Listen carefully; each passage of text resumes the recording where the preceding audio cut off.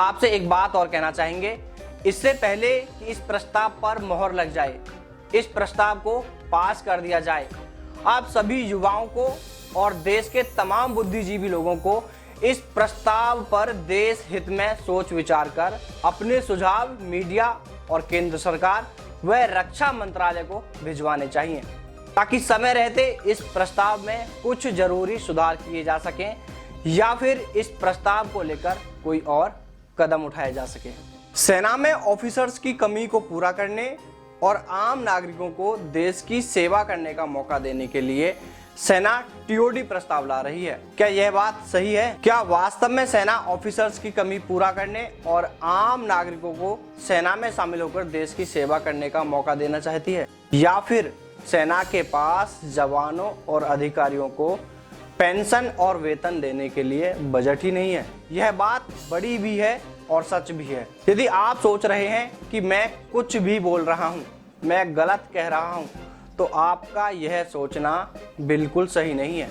चलिए आज आपको इस टीओडी प्रस्ताव का पूरा सच बताते हैं।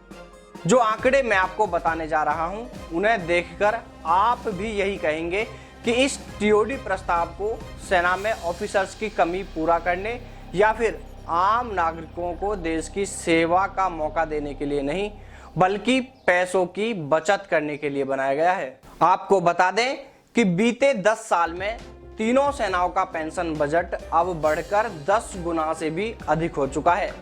वर्ष 2005-06 में जहां तीनों सेनाओं के लिए पेंशन पर 12,715 करोड़ रुपए खर्च होते थे, वहीं वर्ष 2020-21 में इसके लिए 1,33,000 करोड़ रुपए का बजट रखा गया है।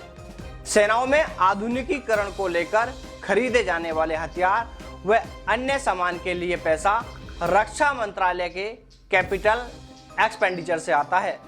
आपको यह जानकर हैरानी होगी कि इस साल का पेंशन बजट इस कैपिटल एक्सपेंडिचर की कुल रकम से भी 15,291 करोड़ रुपये अधिक है।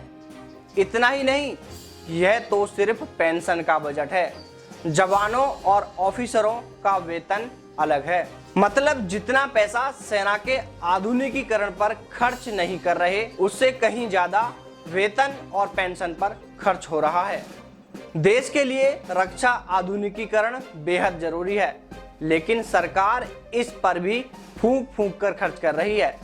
इसलिए तीनों सेनाएं धीरे धीरे वेतन और पेंशन पर हो रहे खर्च को कम करने में लगी हैं, क्योंकि तीनों सेनाओं में सबसे ज्यादा जवान भी थल सेना में हैं। इसलिए बजट कम करने का सबसे ज्यादा दबाव भी थल सेना पर ही है।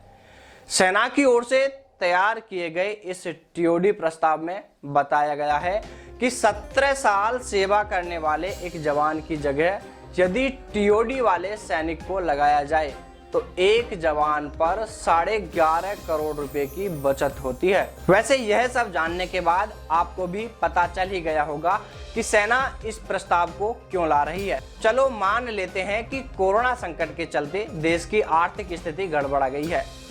उसे फिर से पटरी पर लाने के लिए सरकार को कुछ बदलाव करने ही पड़ेंगे, कुछ ऐसे कदम उठाने ही पड़ेंगे।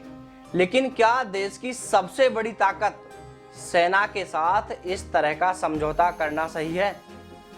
सरकार को बजट ही कम करना है तो दूसरे बहुत सारे क्षेत्र हैं जिनमें बजट कम करने के लिए कई बदलाव किए जा सकते हैं। फिर भी आपकी इस प्रस्ताव को लेकर क्या राय है? आप इस प्रस्ताव के बारे में क्या सोचते हैं?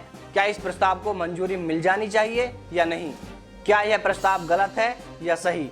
यह सब हम आप पर ही छोड़ते हैं। आपकी राय हमें कमेंट करके जरूर बताएं। साथ ही आपसे एक बात और कहना चाहेंगे, इससे पहले कि इस प्रस्ताव पर मोहर लग जाए, इस प्रस्ताव को पास कर दिया जाए, आप सभी युवाओं को और देश के तमाम बुद्धिजीवी लोगों को इस प्रस्ताव पर देश हित में सोच विचार कर अपने सुझाव मीडिया और केंद्र सरकार व रक्षा मंत्रालय को भिजवाने चाहिए, ताकि समय रहते इस प्रस्ताव में कुछ जरूरी सुधार किए जा सकें या फिर इस प्रस्ताव को लेकर कोई और कदम उठाए जा सके। साथियों, वीडियो अच्छी लगे तो लाइक करें, दोस्तों के साथ में शेयर करें। चैनल को अभी तक भी सब्सक्राइब नहीं किया है तो प्लीज चैनल को सब्सक्राइब कर लें। एक छोटी सी गुजारिश और करना चाहता हूं आप सभी से। साथियों, आप हमारे साथ YouTube पर तो जुड़े ही हैं, अब आप हमारे साथ Facebook पेज डी न्यूज़ से भी जुड़ सकते हैं। वहां पर भी हम सेना भर्ती से जुड़ी हर अपडेट लेकर आते रहते हैं। इसके लिए आपको सिर्फ इतना सा काम करना है कि वीडियो के नीचे डिस्क्रिप्शन में जो लिंक दिया गया है उस लिंक पर क्लिक करके आप हमारे Facebook पेज को लाइक और फॉलो कर सकते हैं। फिर आपसे जल्द मुलाकात करेंगे एक ऐसी ही नई जानकारी के साथ। तब तक के लिए सभी को जय हिंद, जय भारत, वंदे मातरम।